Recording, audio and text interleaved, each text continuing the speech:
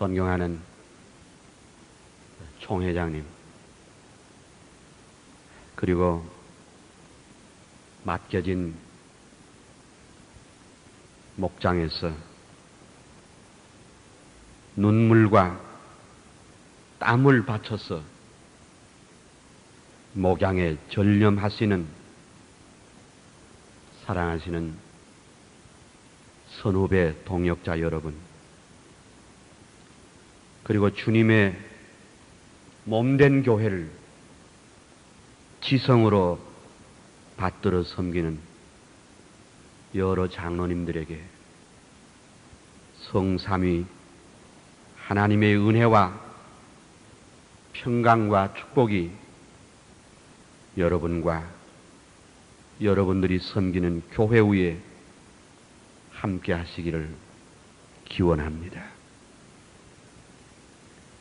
금년은 벌써 이 땅에 복음이 들어온 지 꼭 110주년이 되는 해 옳습니다.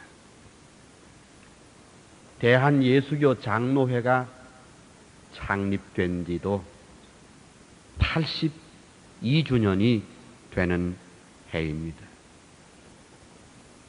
그리고 31번째로 모이는 전국 목사 장로 기도회는 그 회를 거듭할수록 기도의 열기가 더해가고 있고 하나님의 은혜와 축복으로 5,400여 지교회가 계속 부흥되고 있는 것을 하나님께 영광과 감사를 돌릴 수밖에 없습니다. 오늘 저는 이 성스럽고 복된 자리에서 전국에서 오신 사랑하시는 목사님들과 장로님들이 모인 이곳에서 교단의 앞날의 방향과 목표에 대한 기조 강연을 할 수 있는 영광을 갖게 되었습니다. 이번에 31번째로 모이는 전국 목사 장로 기도회로 모이는 이 시점은 작년과 재작년과는 또 판이하게 새로운 상황을 맞이했습니다. 우리는 싫든 좋든 간에 새로운 국제 질서의 소용돌이 속에 있게 되었습니다. 우루과이 라운드 협정으로 말미암아 우리제는 우리끼리 옹기종기 모여서 불악을 형성하고 살던 시대는 이미 다 끝나버렸습니다. 세상이 바뀌어 우리는 지금 국제화와 무한 경쟁 시대의 와중에 서 있게 되었습니다.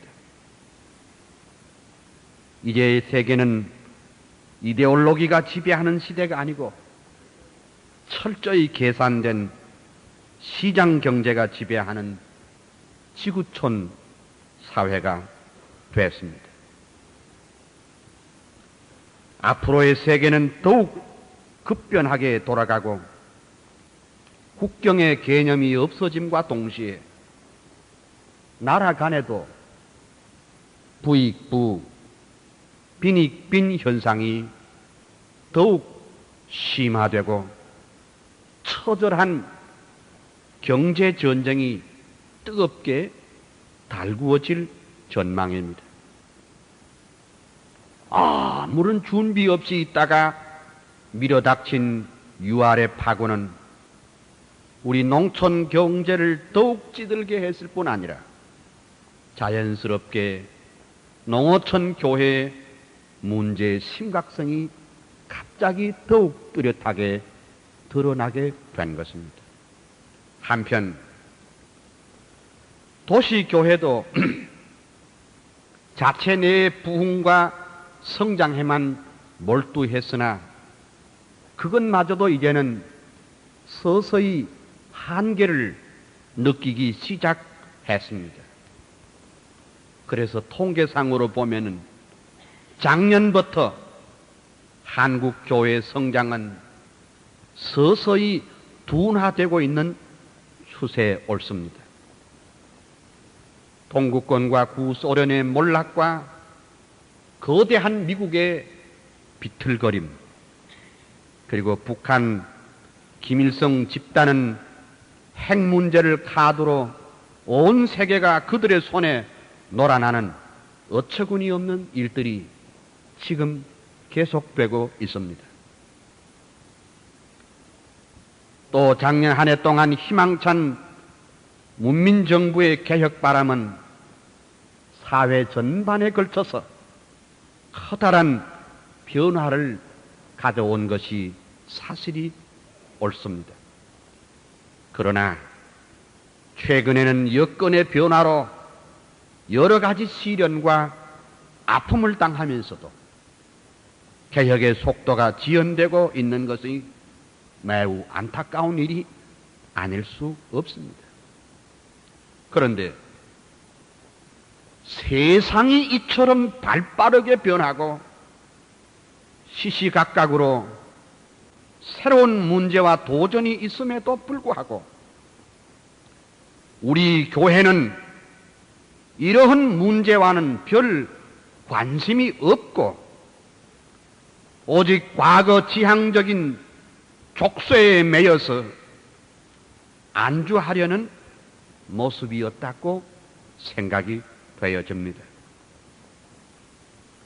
우리 교회 지도자들이나 평신들은 하나같이 그저 아무 일이 없었던 것을 하나님께 늘상 감사하고 위로받는 것이 우리 교회의 지금 분위기입니다.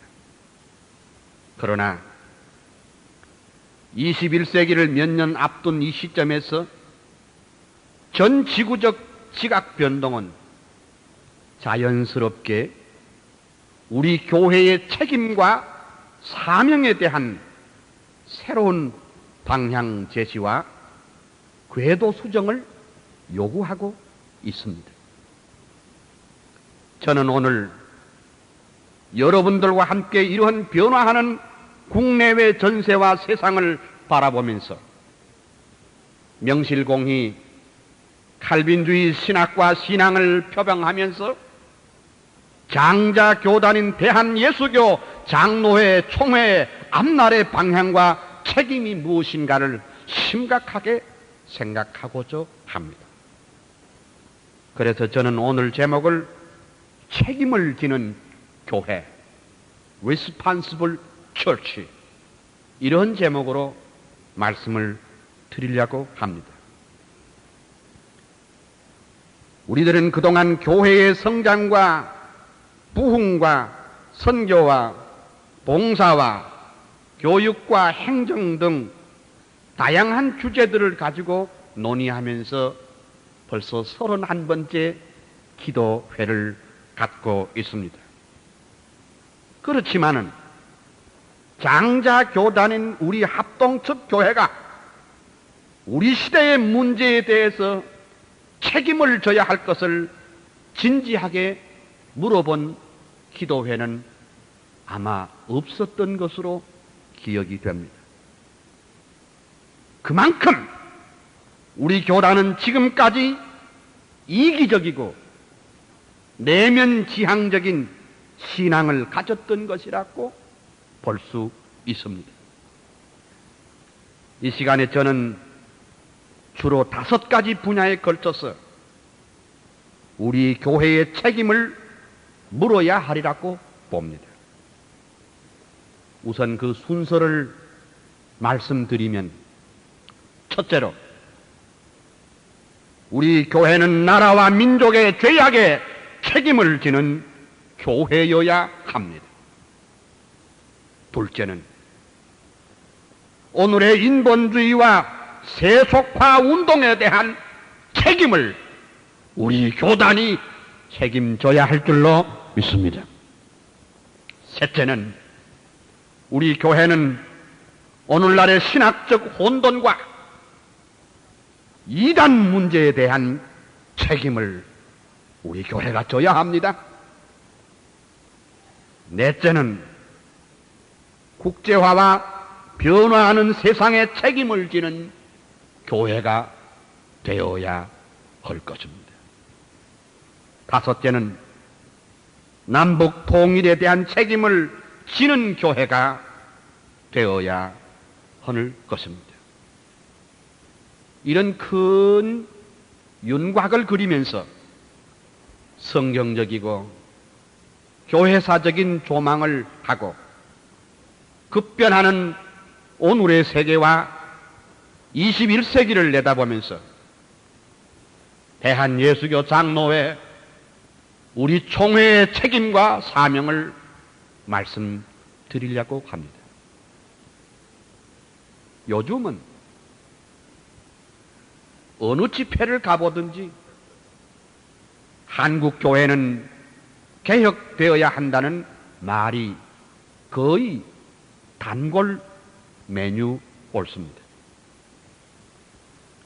시중에는 한국교회의 변화와 갱신과 개혁에 대한 논문과 에세이집들도 많이 나오고 있습니다.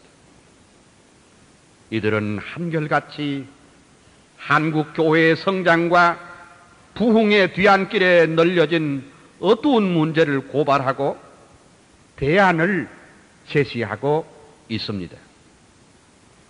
그런데 말은 많은데 실제로는 아무것도 개혁되거나 갱신되지도 않을 뿐더러 변화의 조짐도 없다는데 문제의 심각성이 있습니다.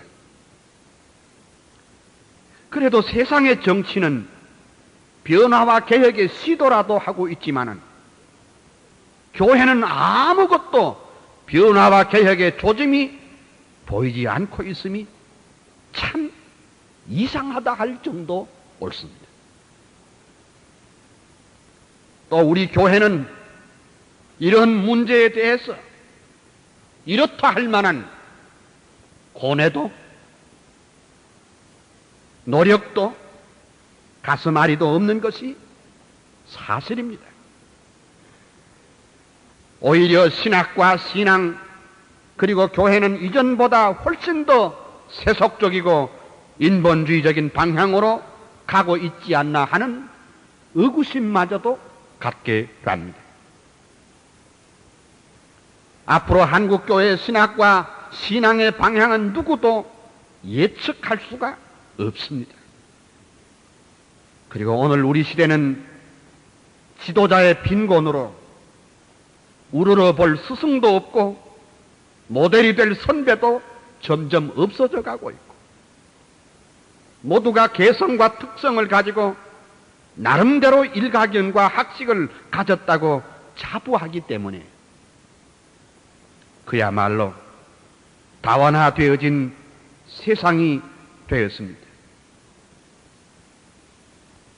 그런가 하면 정통 신학과 신앙을 부르짖거나 칼빈주의적 개혁주의 사상을 부르짖는 사람들은 자연히 시대에 뒤떨어지고 한 박자가 늦은 사람으로 간주되고 있는 것도 사실입니다.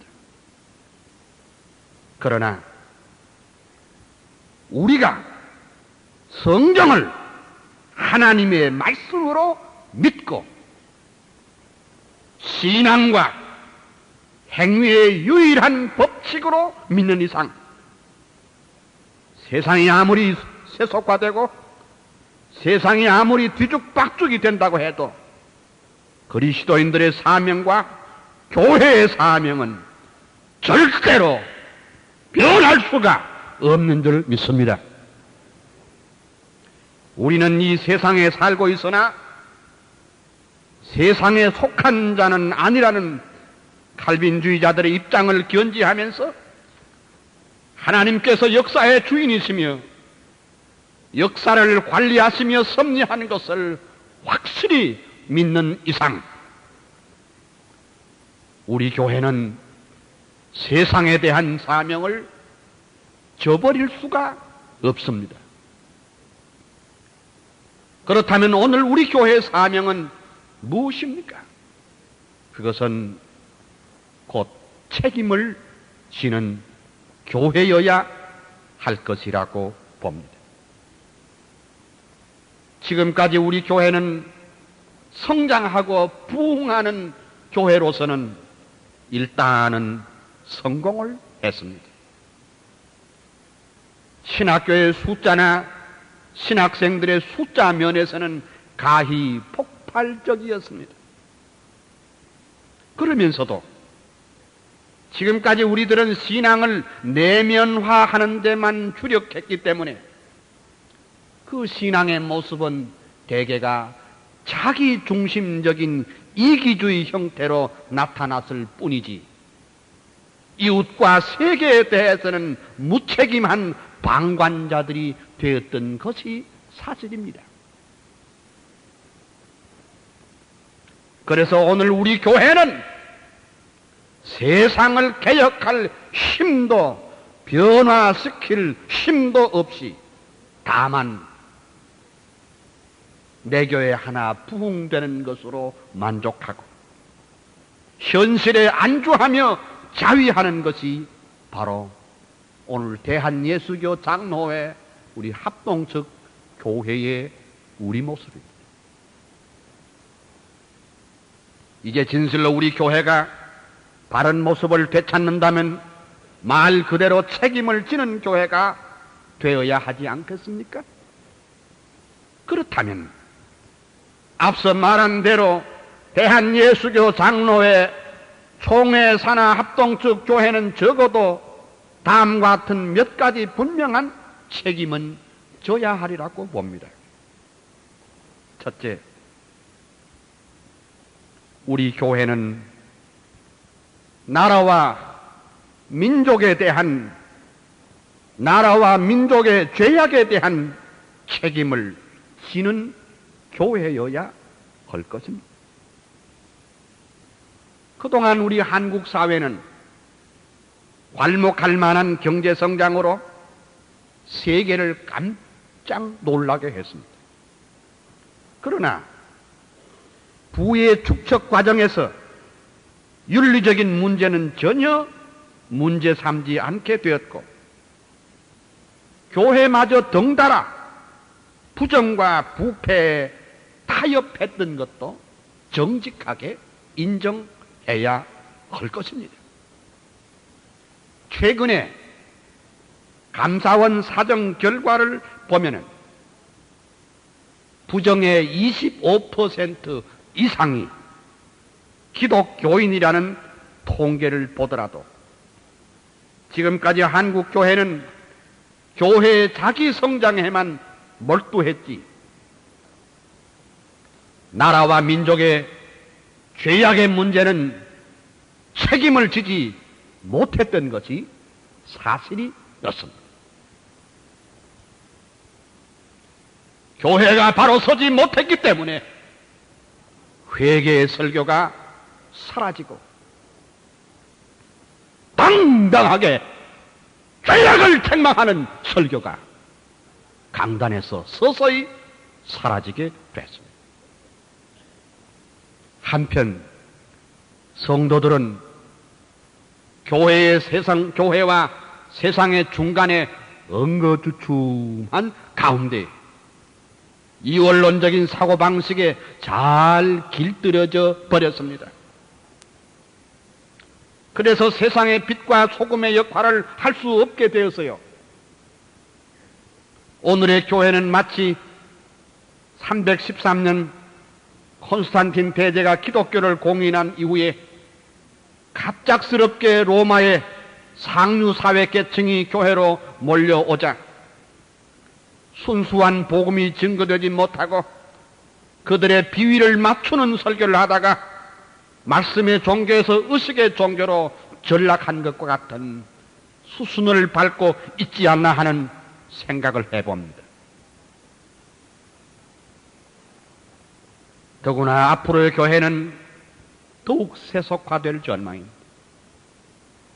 정치의 지도자들은 이른바 윗물 맑기 운동이라 해서 과거를 들추어서 처벌하는 사정의 회오리 바람이 불었으나 사회 전반적인 분위기는 개혁은 고사하고 내면적으로 더욱 부패와 타락으로 치닫고 있으면 이거 도대체 어떻게 된 일입니까? 결국 인간은 움츠러 있다가 기회만 오면 다시 범죄할 수밖에 없습니다. 여기에 정치의 한계가 있습니다. 인간의 죄 문제는 법이나 제도나 정치로서 해결할 수 없습니다. 인간의 전적 부패는 윗물만 부패한 것이 아니라 아랫물도 부패했기 때문에 교회의 책임은 윗물도 맑아져야 되지만은 아랫물도 동시에 맑게 하는 일에 책임을 져야 할 줄로 믿습니다. 낙관주의자들은 세상을 간단히 수술하면 될 것이라고 생각합니다. 그러나 여러분이 잘 아시는 대로 성경은 만물보다 거짓되고 심히 부패한 것이 인간의 마음이라고 가르쳤습니다. 그러므로 교회가 교회 구실을 할 때만 진정한 변화의 역사가 이 땅에 이루어질 줄로 믿습니다.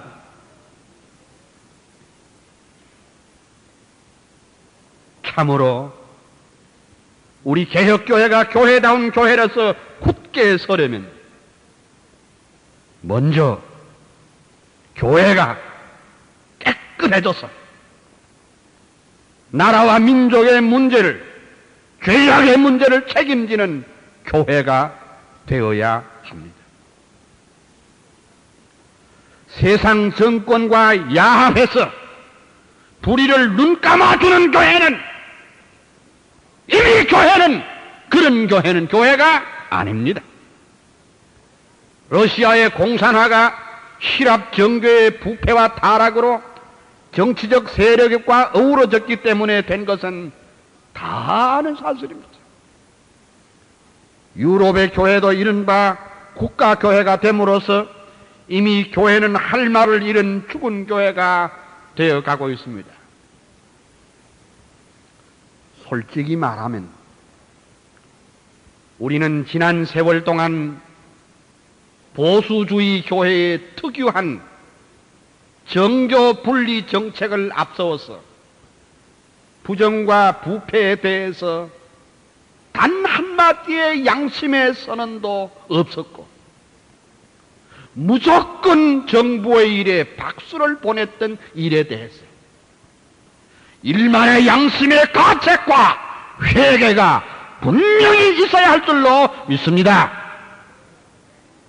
최소한 그와 같은 불의를 보고도 불의를 지적하지 못했던 비굴함과 소심했던 우리 자신의 반성이라도 있어야 할 줄로 믿습니다. 마치 역사의 흐름 앞에 아무 일이 없었던 것처럼 행동하고 말하는 것을 통탄히 여겨야 합니다. 생각해 보셔요. 해방 후 반민 특위가 흐지부지 되어서 민족의 역적이며 일제의 앞잡이들이 기득권층이 되어서 한국 역사의 한맺힌 응어리가 아직도 남아있는데 기독교 안에도 일제 때는 말할 것도 없고 지난 정권 때 가졌던 그 무지, 무소신, 무신경, 무용기라도 한번 통회하는 과정이 있어야 하지 않을까요?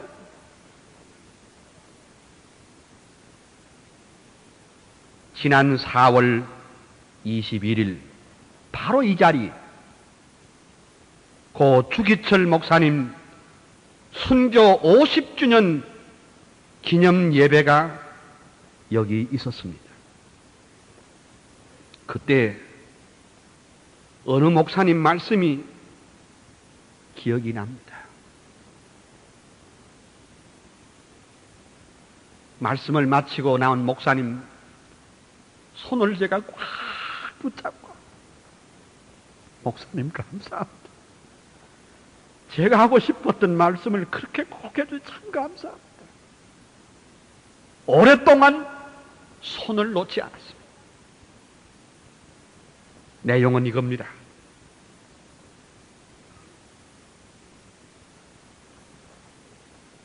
대한예수교 장로회가 신사참배를 공식 가결했던 죄악을 범했습니다.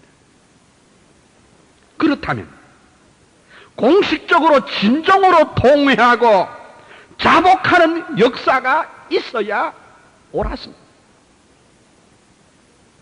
주기철 목사를 필두로 일제의 신사참배를 반대하다가 옥고를 치르고 순교의 잔을 마신 분들이 한둘이 아닌데, 이에 반해 대한예수교 장로회 총회는 일제의 강압에 의해서 어쩔 수 없는 상황에서 되어진 것이라고 변명하겠지만은, 당시 대부분의 교회들이 신사참배를 했으며 황국 신민의 맹세를 예배 전에 했고 동방예배를 예배 전에 드렸음에도 불구하고 공식적으로 회개는 없었습니다.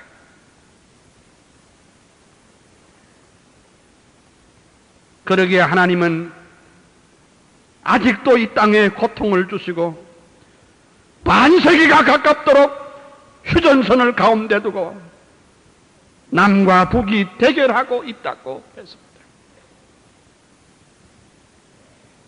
그리고 1천만 이산 가족의 말할 수 없는 슬픔과 고통이 아직도 아물지 않고 있습니다. 이것은 바로 대한예수교 장로회 총회 우리가 공식적으로 회개한 일이 없었기 때문에 된 일이 아닌가. 저는 그 목사님의 손을 꽉 붙들었습니다. 금년은 또한 최권능 목사님의 순교 50주년이 됐습니다. 교단에서는 아무 말이 없습니다. 내년에는 박관준 장로님 순교 50주년이 되는 해입니다.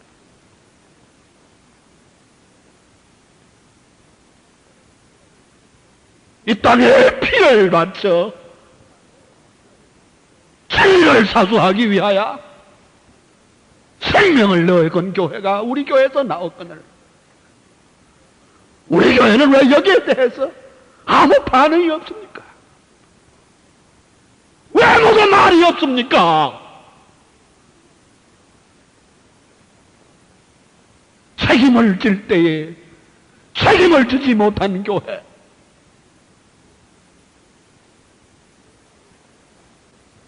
민족이 죄를 범했을 때에 죄라고 발을 굴리며 외치지 못한 교회가 어떻게 이 시대의 사명을 감당할 수 있겠느냐?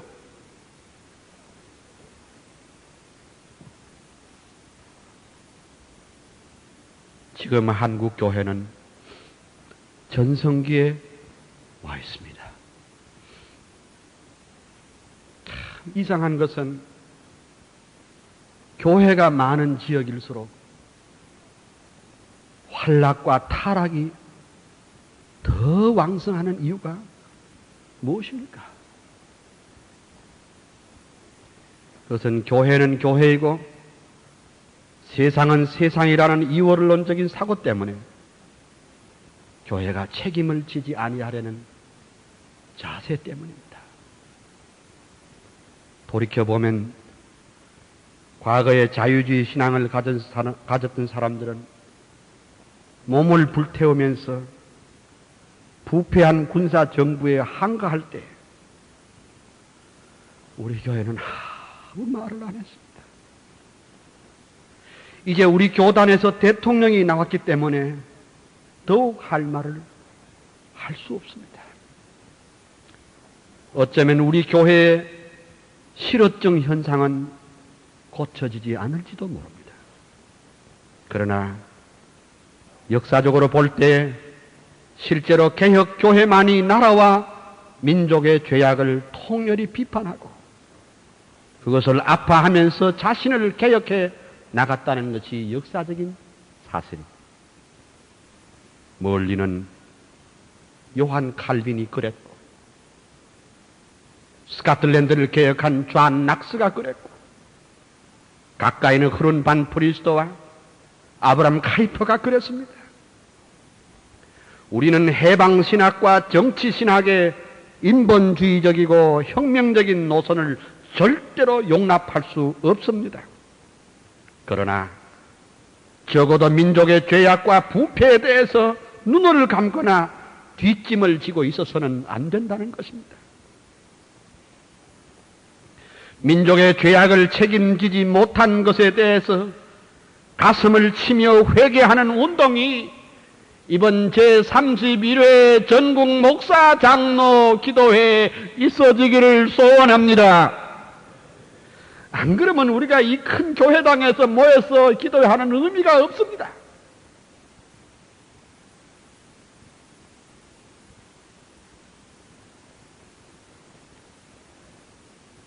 목사와 장로로서 그리스도인으로서 책임을 다하지 못한 것을 가슴을 치며 회개합니다.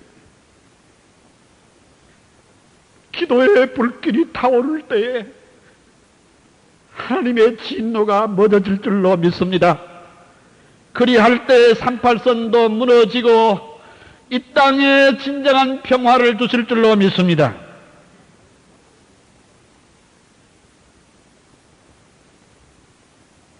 바로 그것이 성경의 교훈이며 교회사의 교훈입니다. 장자가 할 말을 못하는 실어증에 걸려서 민족의 양심이 되지 못하고 죄악을 책망하지 못하면 도대체 무엇이 우리 교단의 특성이며 도대체 개혁교회의 신앙 노선이 뭐란 말입니까? 선지자가 없는 시대는 불행한 시대입니다. 맨발로 울면서 민족의 죄를 지적하면서 책임을 지려 했던 예레미야의 음성이 있어야만 합니다. 사회 정의가 무너지는 것을 안타까워 발을 굴리며 외치던 선지자 아모스의 외침도 있어야 합니다. 생명을 내걸고 헤롯의 부정과 부패를 책망하다가 순교의 제물이 된 선지자 세례 요한의 설교가 있어야 합니다. 우리 칼빈주의적 개혁교회, 곧 정통 장로교회는 요한 칼빈과 존 낙스 같은 개혁주의자들의 터 위에 우리가 서 있습니다. 칼빈은 교회와 신앙만 개혁한 것이 아니고 시의회를 개혁하고 사회 온갖 불의와 부정을 바로 잡았습니다. 존 낙스는 한평생 사람을 두려워하지 않는 자로서 메리 여왕 앞에서 부정과 부패를 확실하게 지적하고 장로교회 털을 닦았습니다. 본래 세상을 변화시키고 개혁시키는 일은 칼빈주의 교회의 것입니다. 그러나 1920년 미국에서 자유주의와 보수주의가 양분되면서 논쟁이 한참 일때에 자유진영 쪽의 대표자인 라우션 부시가 용공적인 발언을 했습니다. 그때 보수주의자들은 그를 집중적으로 공격하고 자유주의자들이 내세운 사회복음주의를 배격했습니다. 자유주의자들은 성경을 바로 믿는 우리를 보고 너희는 근본주의자들이라고 공격을 했습니다. 바로 이 사건으로 말미암아 보수주의자들은 자유주의 신학을 방어하는 데만 주력하다 보니 교회에 위임된 적극적인 전도와 선교에도 미흡했고 더구나 대사회 문제는 자유주의자들의 동무대가 되도록 고스란히 맡겨버렸습니다. 당신네들은 그 일을 하고 우리는 저 천국을 바라보면서 우리 할 일은 따로 있다. 이렇게 인식되기 시작했습니다. 그 후에 사회의 불의와 부정을 지적하는 것이나 세상의 개혁은 자유주의자들이 철저히 인본주의적인 방법으로 몰아갔고 저희들끼리 다 말아먹었습니다. 우리 개혁주의자들은 교리와 신앙만 붙들었지 모든 것을 자유주의자들에게 빼앗겨 버렸습니다. 그 후에 우리 보수주의자들은 오직 하나님의 나라만을 바라보고 우리의 민족과 이웃의 아픔과 질곡에 대해서는 아무 책임도 지지 않았습니다. 1899년 3월 1일자 대한 그리스도인 회보라고 하는 신문이 있었는데 그 내용을 보면 다음과 같습니다. 어떤 군수가 예수교 믿는 마을에는 갈 수 없으니 예수교 믿는 곳이 아닌 다른 곳으로 좀 가게 해달라고 중앙정부에 청원을 했습니다.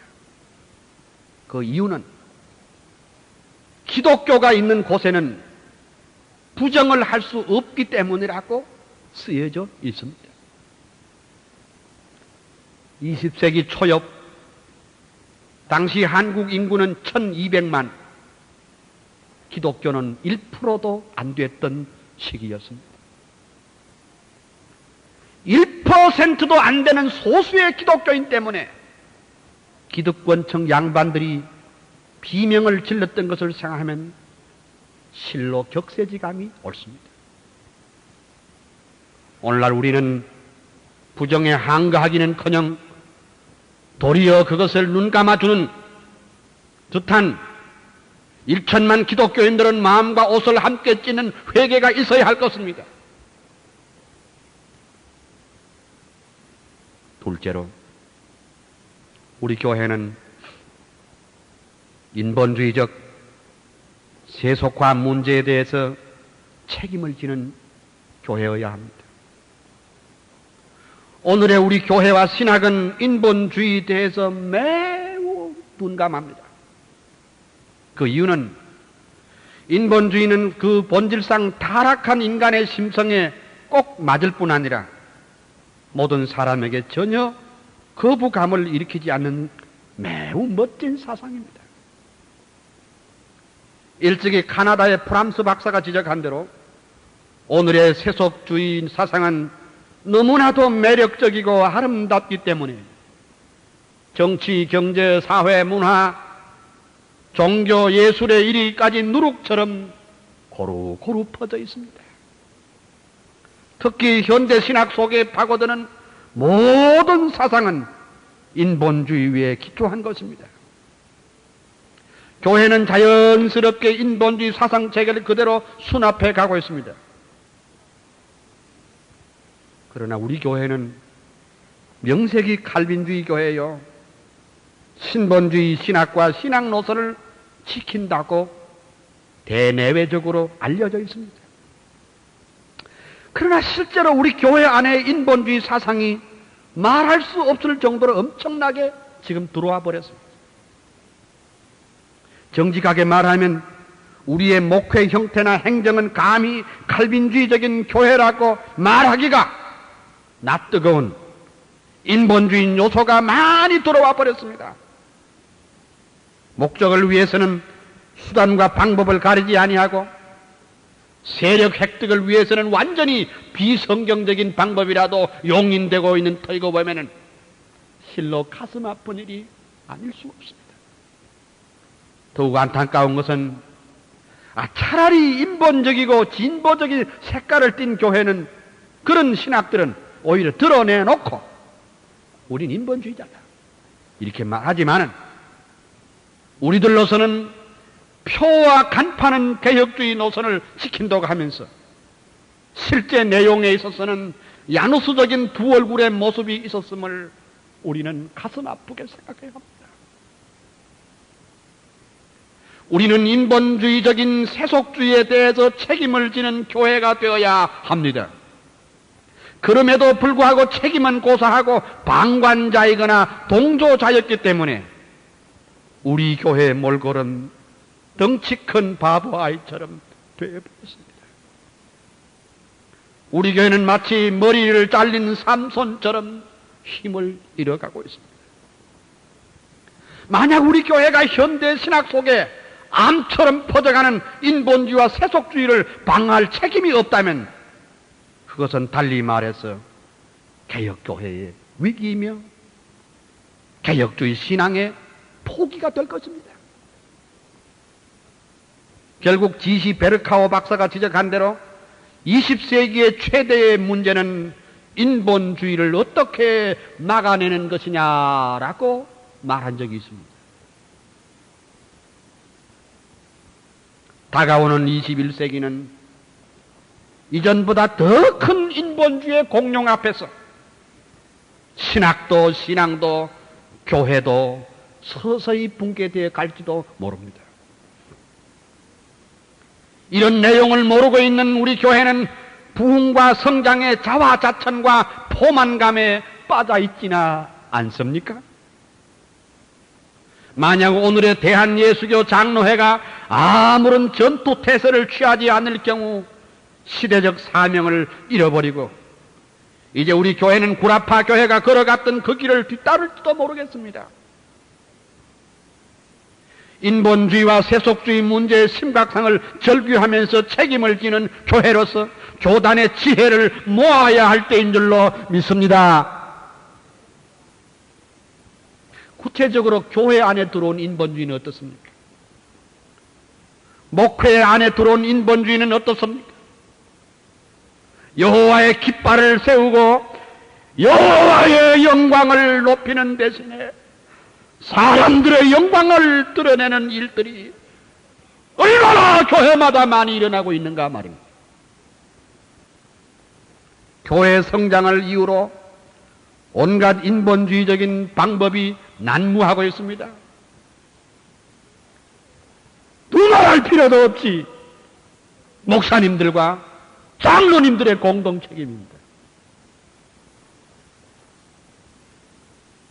교회 교육에 들어온 인본주의는 어떻습니까? 오늘날의 일반 교육의 방법론들은 모두가 다 인본주의적입니다. 우리나라 교과서의 100%가 프로이드적이고 존 두이의 철학에 기초한 인본주의 사상이라는 것을 여러분 다 아시죠? 사탄의 공격은 교회의 무차별 공격을 하고 있습니다. 특히 사탄의 세력은 거대한 국가적 조직과 매스컴을 동원하여 안방까지 파고들고 있습니다. 텔레비전에서 퇴폐 문화를 양산하고 청소년들의 탈선과 퇴폐까지도 선진국을 따라잡았습니다. 텔레비전은 매 순간순간마다 부도덕과 퇴폐를 조장하는 반윤리적이고 반사회적이고 비성경적인 것으로 가득 찼습니다. 우리 안방까지 파고드는 이 거대한 공룡 같은 인본주의적인 매스컴 앞에 교회는 속수무책으로 구경만 하고 있습니다. 텔레비전 프로 중에 어린이 만화들은 대부분 뉴에이지 그룹에 속하는 영화들을 반영하고 있습니다. 예컨대 요즘 아이들이 매혹시키는 파워레인지는 우주의 마녀가 공개가 있고 살기 좋은 지구를 정복해서 자기 보금자리로 삼으려는 것으로 시작됩니다. 조단이라는 흉식스러운 얼굴이 영상으로만 나타나는 초자연적인 능력을 발휘해서 마녀의 음모를 알아내고 또 초능력적인 로봇가 무기를 만들어서 주인공들인 아이들에게 제공합니다. 이 로봇의 모습은 공룡들과 모양이 같으며 이들이 합해서 능력을 발휘하여 마녀의 괴물을 쳐부순다. 대충 이런 얘기들입니다.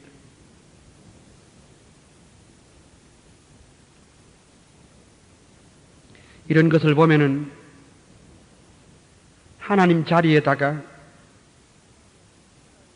다른 초자연적인 인물을 대체시키므로 하나님에 대한 신앙을 근본적으로 파괴시켜버렸다. 뉴에이지 그룹은 영화와 텔레비전을 통해서 끊임없이 그들의 메시지를 전하고 있습니다. 밖에 나가서 전도지를 뿌릴 필요가 없습니다. 우리가 전도지를 뿌리고 있는 동안에 사탄의 공작은 모든 국가의 매스컴을 전 동원해서 아주 쉽게 영상 매체를 통해서 영향력 있게 목적을 달성해 나가고 있습니다. 사탄의 공략은 최첨단 기계와 시설들로 만들어져서 더욱 효과적으로 사람들의 감성을 조종하는 텔레비전 프로그램, 영화, 음악, 연극, 잡지, 소설, 문학 서적 등을 통해서 나타납니다. 우리가 매일같이 보고 듣고 접하는 것들이 이미 사탄은 자신의 메시지를 심어놓고 있습니다. 그래서 사람들은 자기도 모르는 사이에 점점 악에 익숙해지도록 되어 있고 하나님께서 가증히 여기는 행동을 부추기고 있습니다. 이런 사악한 프로그램을 통해서 사람들의 마음을 비성경적이고 반기독적이 되도록 만들고 사탄을 숭배하도록 하고 있고 심지어 잘 믿는 사람들에게도 할 수만 있다면 넘어지게 만들려고 합니다. 많은 텔레비전 프로그램에는 이방 종교의 사상과 무속신앙, 반인륜적, 비윤리적 요소가 판을 치고 있습니다. 이는 모두가 인본주의적인 문화와 무차별 공격에 손을 들어버린 결과입니다. 사람도 신이 될 수 있다. 이런 정신을 가진 뉴에이지 운동의 한 줄기인 뉴에이지 음악은 인간을 신으로 만드는 방법인 효과를 아주 극대화시키고 있습니다. 작년에 최대 판매량을 기록한 음반 중에는 이니그마라고 하는 그레고리안 찬트와 여성의 신음소리를 섞어 기독교의 성윤리를 비웃고 있습니다. 수백만 명이 관람했다는 영화들은 사탄의 메시지를 우리 눈과 귀를 통해서 무차별하고 내뱉고 있습니다. E.T.는 외계인을 예수 그리스도의 자리에 대입시키고 있습니다. E.T.가 치유와 부활과 승천 등 예수의 공생애를 모방하고 있습니다. 그 밖에 유체이탈, 환생, 초능력 등 뉴에이지 주제의 만화가 어린이들을 좀먹고 있습니다. 요즘 우리 한국의 최고의 베스트셀러는 우리를 어리둥절하게 만들고 있습니다. 점성술, 토정비결, 역학 등 이게 요새 최대 판매수를 자랑하고 있습니다. 요즘 젊은들 사이에 폭발적으로 인기를 끌고 있는 배꼽, 성자가 된 청소부는 기독교 정신을 모독하고 조롱하는 내용으로 가득 찼습니다. 저는 이런 얘기를 더 하려고 하지는 않습니다. 우리 교회는 거대한 인본주의와 세속주의 문화에 뒷짐을 지고 바라만 볼 것이 아니라 이 타락한 문화, 거짓된 문화, 반기독적인 문화를 하나님 중심한 문화를 바꾸기 위해서 대한예수교 장로회 총회는 어떠한 대안을 갖고 있느냐? 여기에 대한 책임을 질 수 있는 교회가 되어야 할 줄로 믿습니다. 우리는 교회 성장에만 집착한 나머지 하나님의 나라 건설을 위한 예수 그리스도 중심한 문화를 소홀히 한 것을 깨달아야 합니다. 이건 우리 게 아니다. 우리는 그저 부흥회 잘하고 철야기도 잘하고 그저 은혜 받으면 되겠다. 좋습니다. 그래야 됩니다. 그러나 이 세상의 문화가 인본주의와 세속주의와 자유주의자들이 동무대가 하도록 다 만들어 놓고 도대체 5,400여 교회가 여기에 대해서 무관심하고 선교적인 명령은 감당하면서도 왜 하나님께서 우리에게 준 이 문화명령에 대해서는 이렇게 방관하고 있습니까?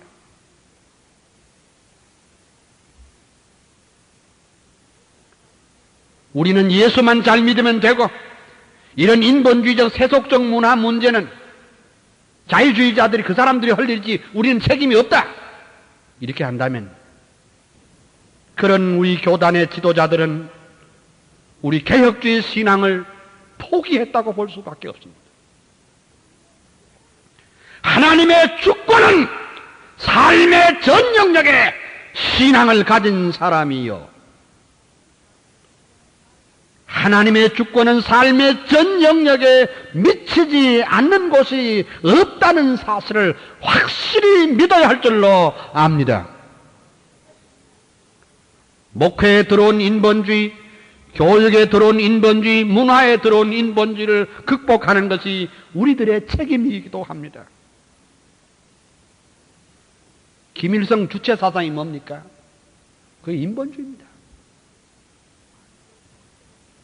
만물의 척도로 보는 인본주의 사상입니다. 이런 거대한 사상과 대결할 수 있는 신본주의적인 칼빈주의 세계관과 칼빈주의 문화관을 정립하여 21세기 한국 교회가 이 민족과 사회 앞에 책임을 지는 교회가 되어야 할 줄로 믿습니다. 셋째는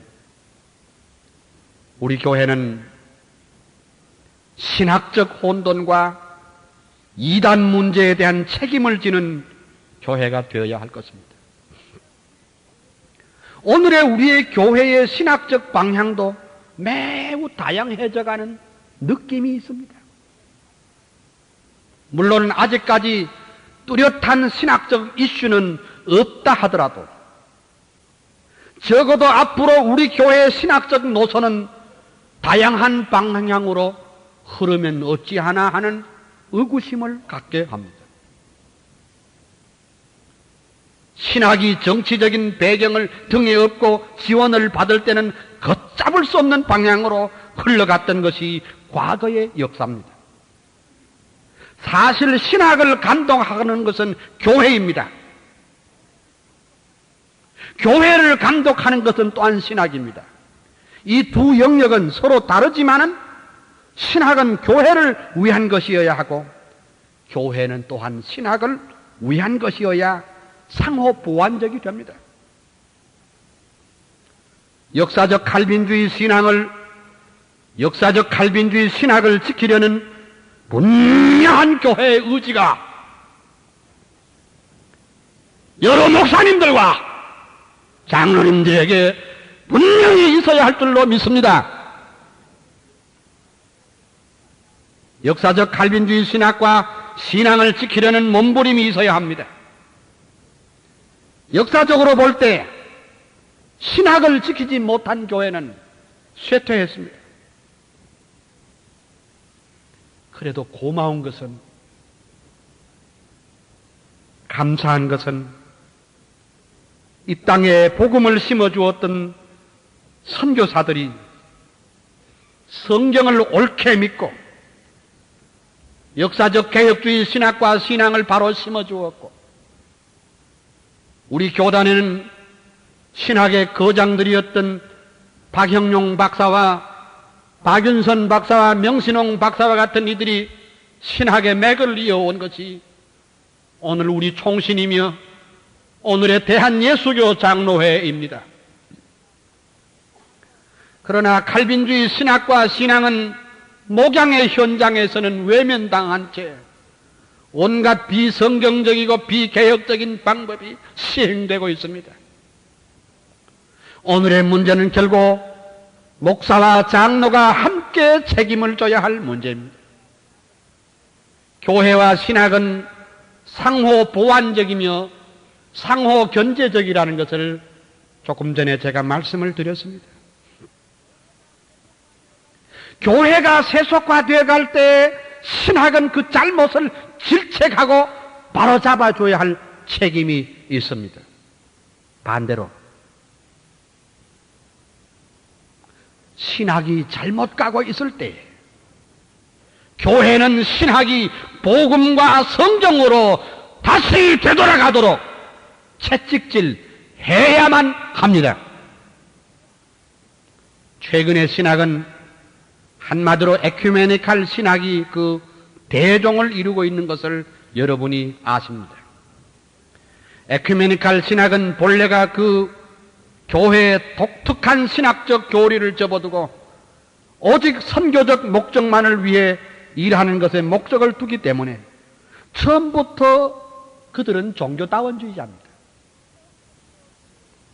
처음부터 그들은 혼합주의자들입니다. 기독교만이 진리란 말을 하면 이상하게 생각하는 사람들이 요새 많습니다. 세계 각국에요, 난다 긴다 하는 학자들이 속속 선실로 자유주의로 되돌아서고 있고, 정직하게 말해서 서양의 신학교들 가운데 정말 신학생들을 추천할 만한 학교가 몇 곳 안 됩니다.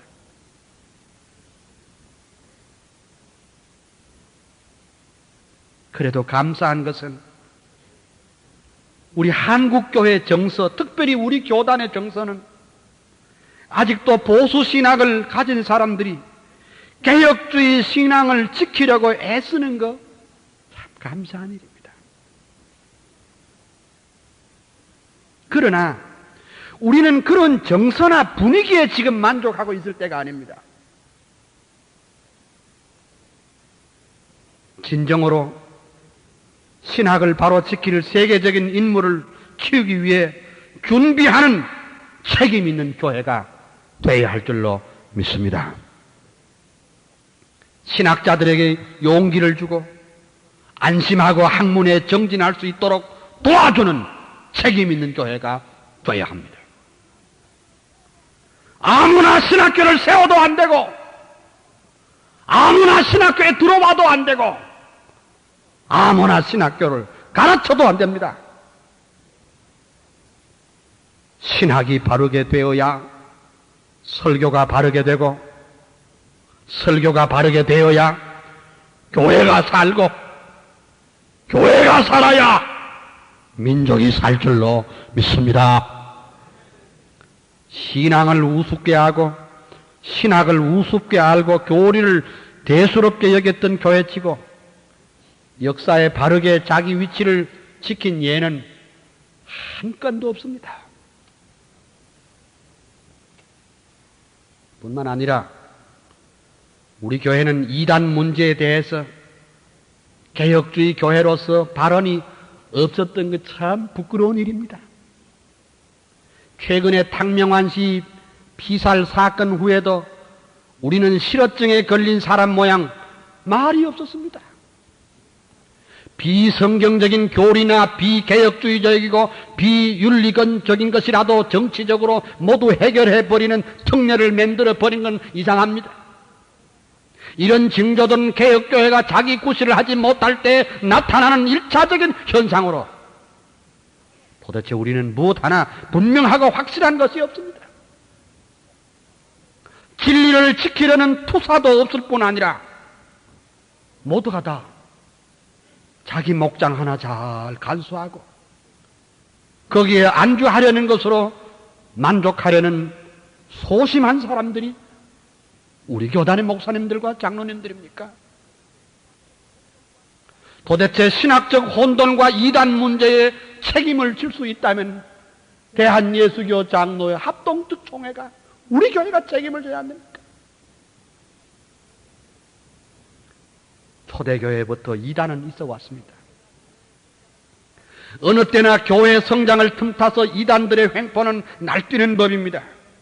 하지만은 오늘날 한국교회처럼 독보섯처럼 이단들이 400여 개나 생겼다느니 정말 놀라운 일이 아닐 수 없습니다. 지금 한국교회는 난세를 겪고 있습니다. 그 이유는 그 어느 때보다 이단들이 날뛰고 있습니다. 여호와의 증인이나 몰몬 교원이 하는 외제품 이단들이 수입되어 골치를 앓았던 것이 어제 오늘이 아니었습니다마는 이제는 국산품 이단들이 극성 때문에 골머리를 앓고 있습니다. 여러분들께서 잘 아시는 대로 최근에 시한부 종말론과 비성경적 귀신론들의 행태는 교회는 물론이고 사회적으로 엄청난 무리를 일으켰던 거 잘 알고 있습니다.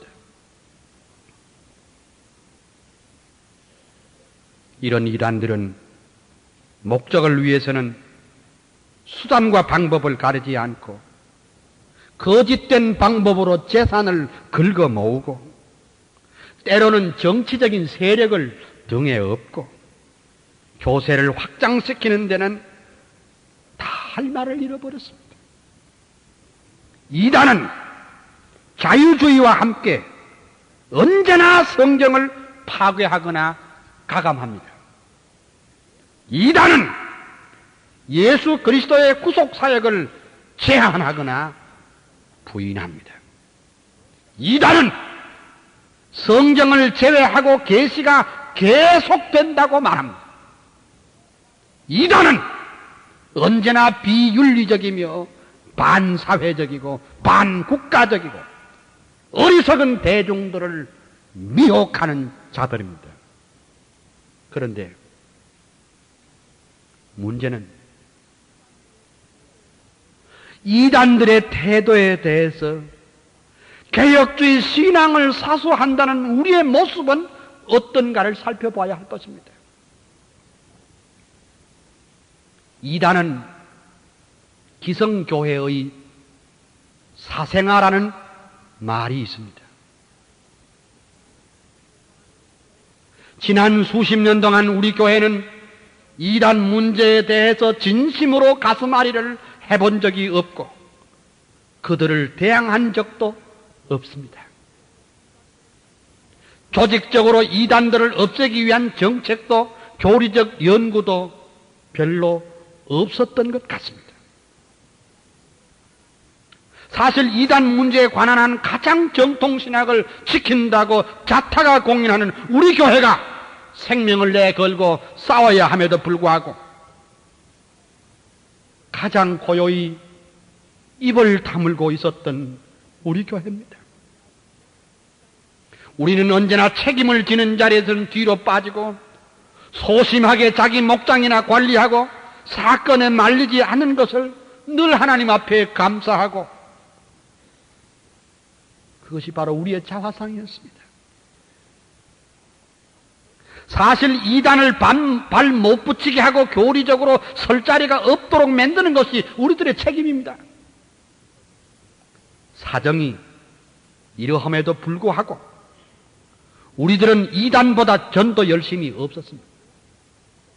이단보다 교리 지식이 부족하고 이단보다 합심 합력할 줄 모르고 지도력을 잃었으니 도대체 무엇을 가지고 무슨 칼을 가지고 이단을 부순단 말입니까?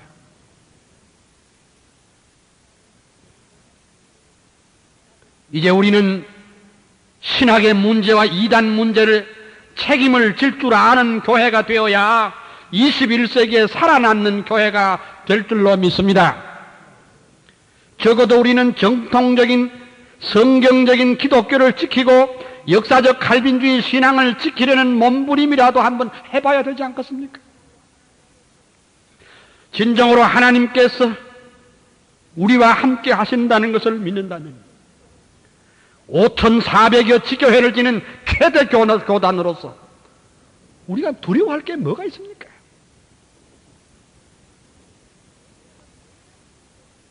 세계에서 제일 큰 교단인데 5,400교회를 가진 우리 교회가 하나님이 우리와 함께 계신다면 겁날 게 뭐가 있습니까? 왜 이렇게 우리가 소심하게 됐습니까?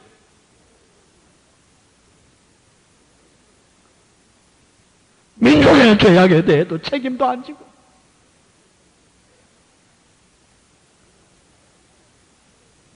일본 자본주의와 세속주의 문제에 대해서 책임도 안 지고 신앙 문제와 이단 문제에 대해 책임도 안 지고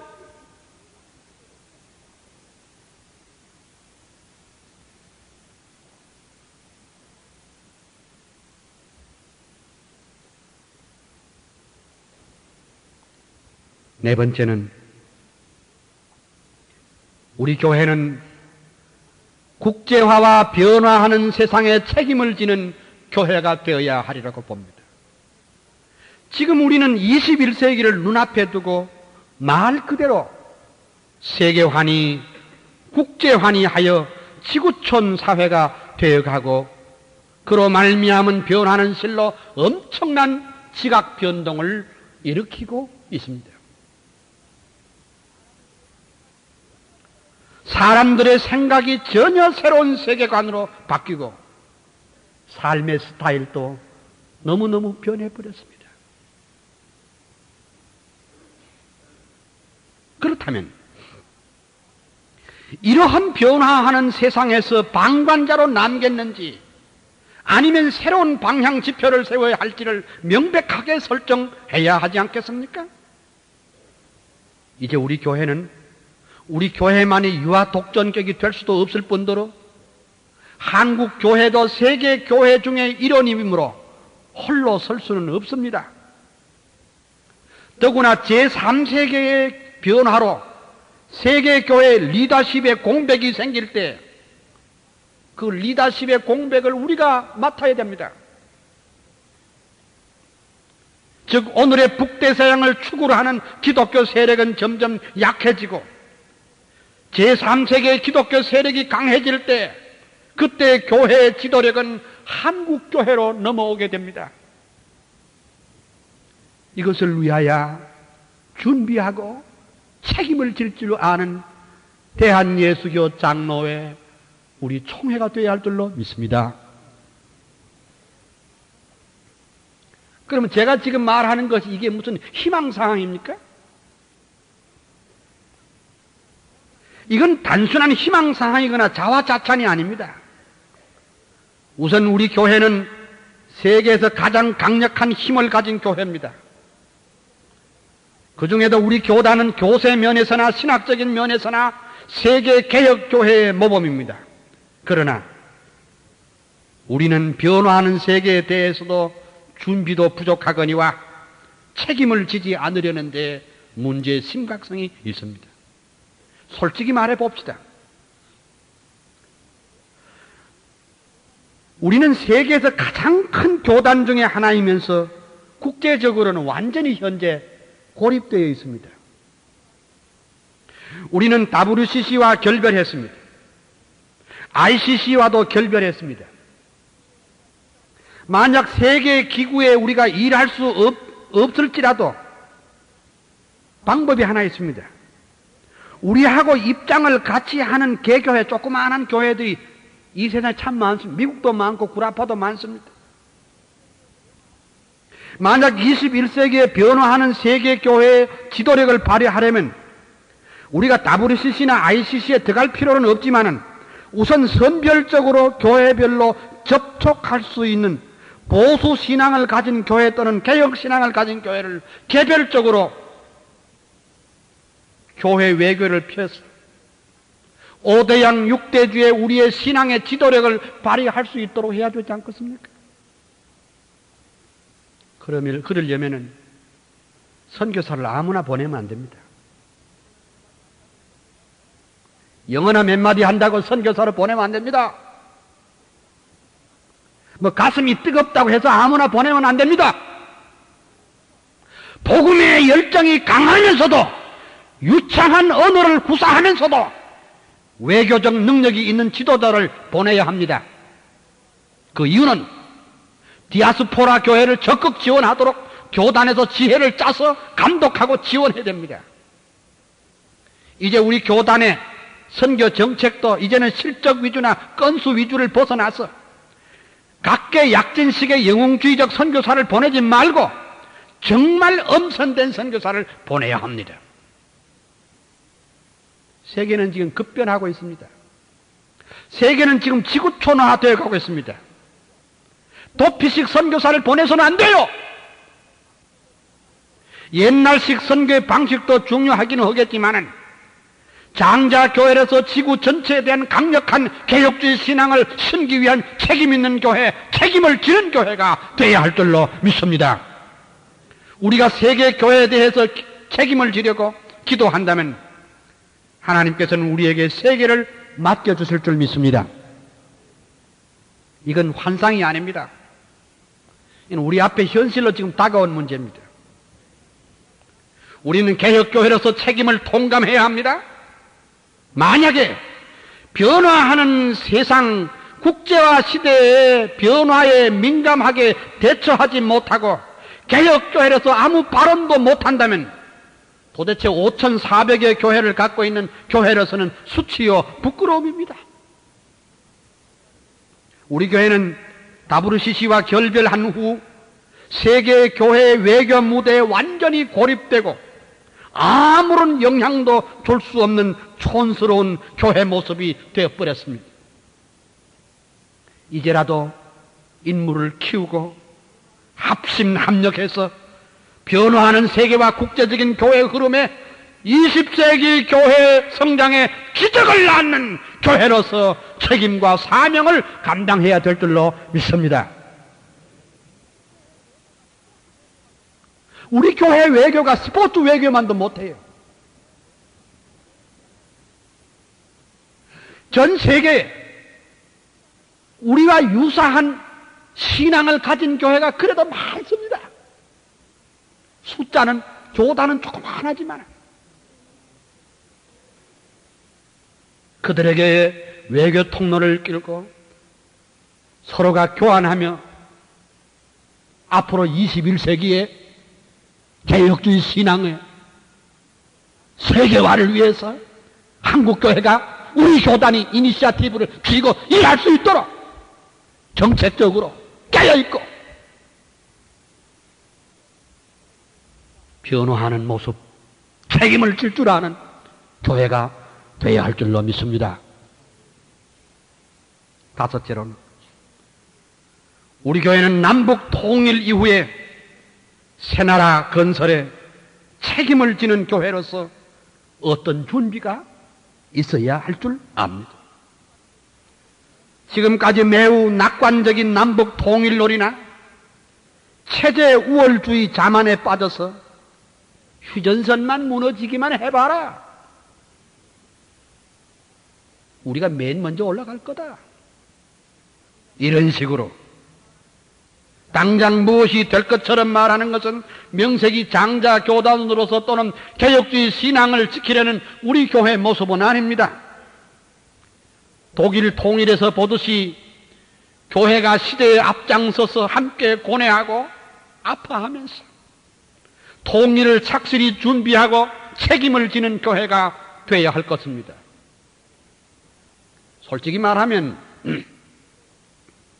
이 방면에 있어서는 진보적인 입장의 교회가 우리보다 훨씬 앞서가고 있음을 인정할 수밖에 없습니다.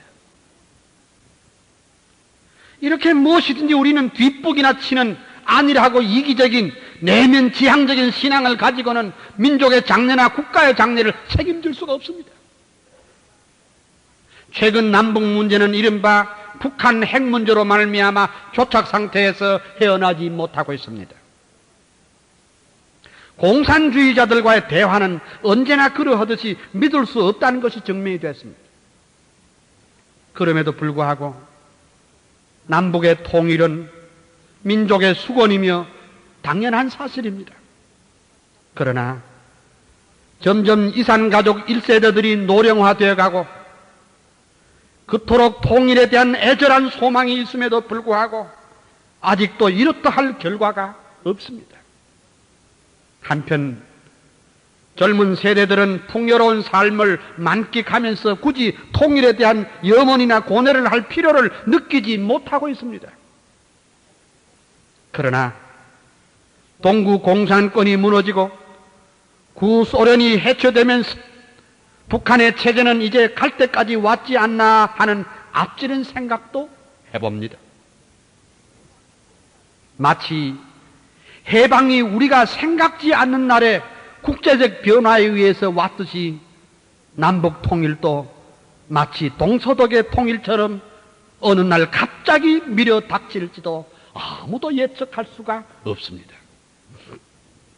그것이 내일일 수도 있고 내년일 수도 있고 10년일 수도 있고 20년 후일 수도 있습니다.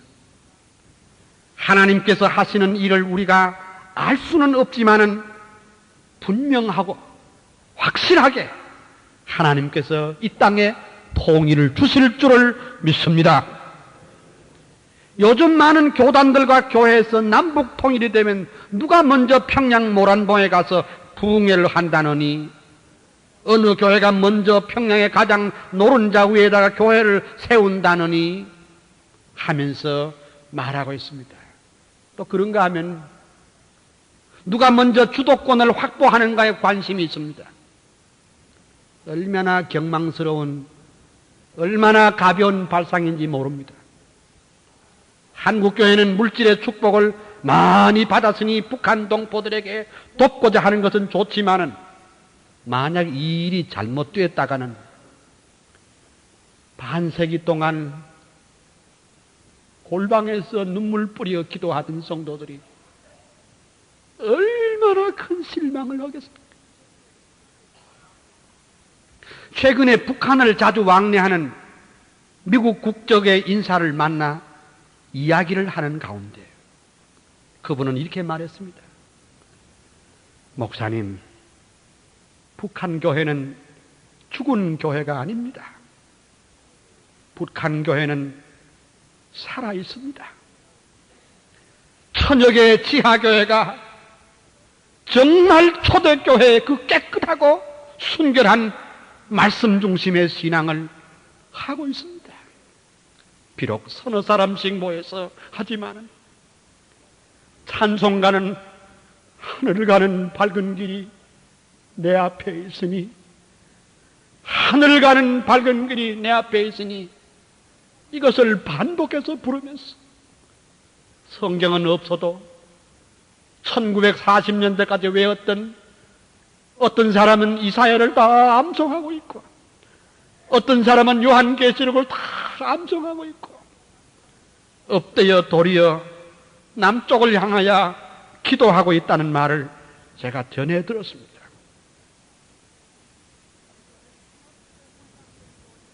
우리 교회는 지나치게 물량적이고 유물적이며 순수성을 잃은 교회입니다. 남북이 통일이 된다면 돈을 가지고 체제 우월주의를 가지고 북한의 정말 신앙의 정조를 지킨 성도들의 가슴에 못을 박지 않을까 염려가 됩니다. 지금 한국교회는 막연한 두 가지 환상에 젖어 있습니다. 하나는 남북 통일 이후에 북한 전도에 대한 환상이고, 다른 환상은 소위 CATV 유선 방송에 대한 방송 선교의 환상입니다. 이 두 현상은 묘한 역학 관계를 가지고 있음을 눈여겨봐야 합니다. 통일 선교에 대한 환상이 이전에 그때 겪게 될 한국 교회 내에 가공할 영적 변화에 대해서 철저히 준비하고 책임을 져야 합니다. 무슨 말이냐 하면, 통일이 된다면 그동안 휴전선으로 갈 수 없었던 곳을 금요일 오후부터 2박 3일 코스로 금강산으로, 명사십리로, 평양 모란봉으로 자가용을 타고 다 나갈 테니 교회는 어쩔랍니까?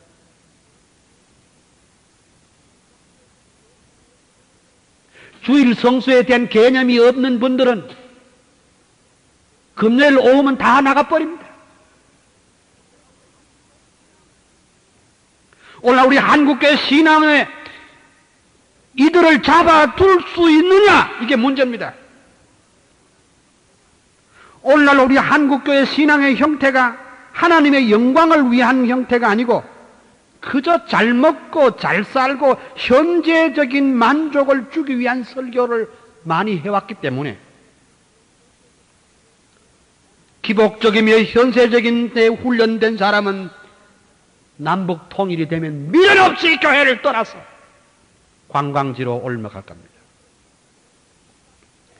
교인들의 그런 신앙 형태를 붙잡기 위해서 또 별별 기발한 세속적이고 인본적인 방법을 만들어낼 겁니다.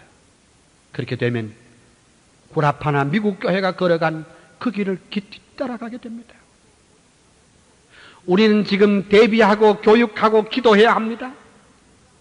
남북 통일을 환상으로 볼 것이 아니라 현실로 보면서 많은 고뇌를 해야 됩니다. 이 문제에 대해서 우리 개혁교회의 역할과 책임을 분명히 통감하면서 먼저 통일을 위해 기도하고 순수한 신앙을 가지고 오늘 또 주의 뜻을 기다리는 북한 성도들 위하여 기도해야 할 줄로 믿습니다. 그리고 성도들에게는 표현해야 합니다. 남북 통일의 문제는 정치가에 맡기지 말고 진정한 개혁교회의 사명인 줄 알고 책임을 통감해야 합니다.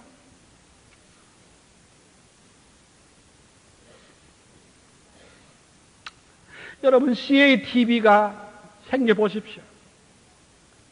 복음 전도한다고 했지만은 CATV를 소파에 비스듬히 누워가지고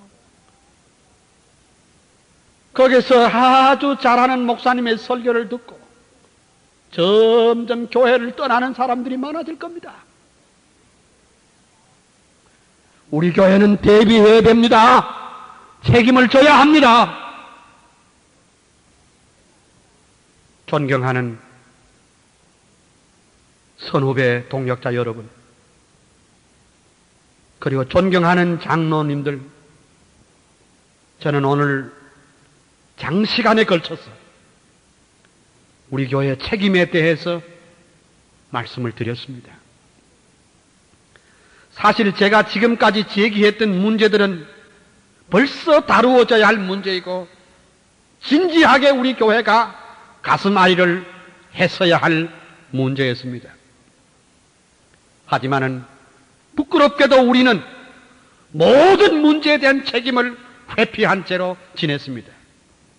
그것도 그럴 것이 1959년 에큐메니칼 교회와 분리되면서 모든 것을 깡그리 비워주고 나왔고 모든 기관들을 다 뺏기고 적수공권으로 나와서 오직 울며 하나님께 매달려 주의 몸된 교회를 부흥시키는 데만 전력 투구했습니다.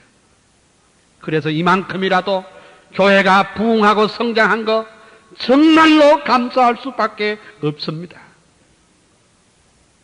그래서 이렇게 교회가 커졌고 자타가 장자 교단으로 인정하리만큼 그 책임을 이제는 벗을 수가 없습니다. 지금 세상은 급변하고 있습니다. 젊은 세대들은 통제가 불능합니다. 우리는 어제와 오늘에 만족하는 교회가 되어서는 안 됩니다. 미래를 책임져야 합니다. 이제 우리 교회는 숫자 놀이나 쓸데없는 비교회적이고 비생산적인 운동을 과감하게 떨쳐버리고 참으로 민족의 죄악과 불의와 민족의 죄악에 대하여 책임을 질 줄 아는 교회가 되어야 할 줄로 믿습니다. 우리 목사님들은 그 모든 것은 내 탓이요 라고 해야 될 것이고 우리 장로님들은 이 모든 것은 내 이 장로의 못난 탓이요 라고 하나님 앞에 엎드려져야 할 줄로 믿습니다. 목사와 장로의 죄 때문이라고 가슴을 치며 회개하는 운동이 이번 기회에 이루어지기를 소원합니다. 오늘의 세속주의와 인본주의에 대해서도 우리가 책임을 져야 합니다. 신학적 혼돈과 이단 문제로 말미암아 우리의 부족과 연약함을 통회하고 마음을 찢고 옷까지 찢으면서 회개하는 우리가 되어야 할 줄로 믿습니다. 그리할 때 오른손에 7뼈를 잡으시고 7 금촛대 사이에 다니시는 예수 그리스도께서 소아시아 7교회를 책망하시며 또한 격려하시는 음성을 우리는 들어야 합니다. 우리는 개혁교회입니다. Reformed Church입니다. 뿐만 아니라 우리는 개혁되어가는 교회입니다. Reforming Church가 되어야 합니다. 그렇게 되면 우리는 민족의 죄악에 대하여 책임을 지는 교회가 되어야 합니다. 인본주의와 세속주의에 대한 책임을 질 줄 아는 교회가 되어야 할 줄로 믿습니다. 남북 통일에 대한 책임을 지며 세속주의에 대한 책임을 지며 주여 우리가 다 부족하고 연약한 죄 때문에소이다. 주 앞에 엎드려 기도하며 회개하는 이 시간 되기를 소원합니다. 여러분들에게 주님의 평화와 은혜가 넘치시기를 소원합니다. 다 이 시간에 통성으로 한 목소리로 말씀을 생각하면서 다 같이 통성으로 기도하겠습니다. 우리가 얼마나 연약하고 부족한 사람들을 알면서 다 통성으로 기도하겠습니다. 자비로우시고 거룩하신 하나님 아버지여, 주여 우리들에게 은혜를 더하여 주시옵소서.